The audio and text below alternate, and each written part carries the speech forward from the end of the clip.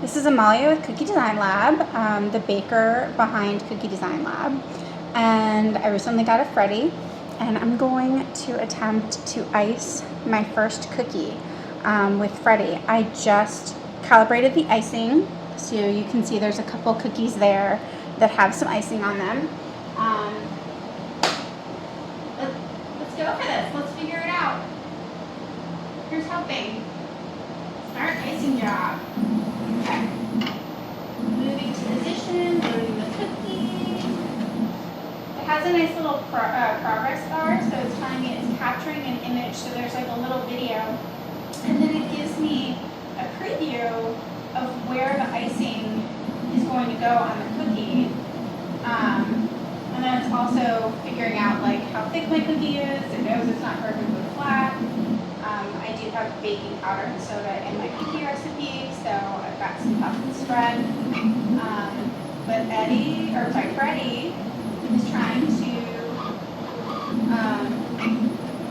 work on that and work with that. So for this first cookie, I decided to go with the default of 0.10 inches from the edge. Let's see what we think. Okay, not bad.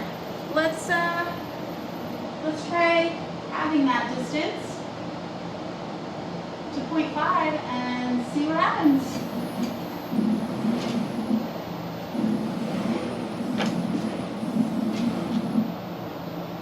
In case you can't tell, these cookies are not perfect circles. These are just, extras.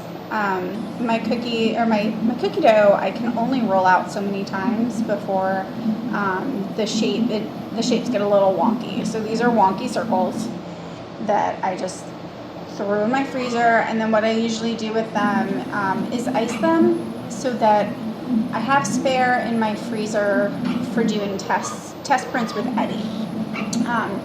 So today they get to be test floods with Freddie.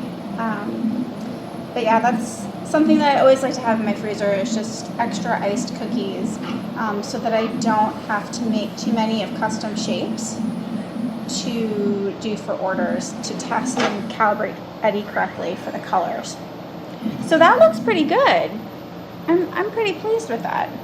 Here, let me zoom. Oops. I'm gonna zoom in so you guys can see the two final cookies. And there we go. First flooding with Freddie.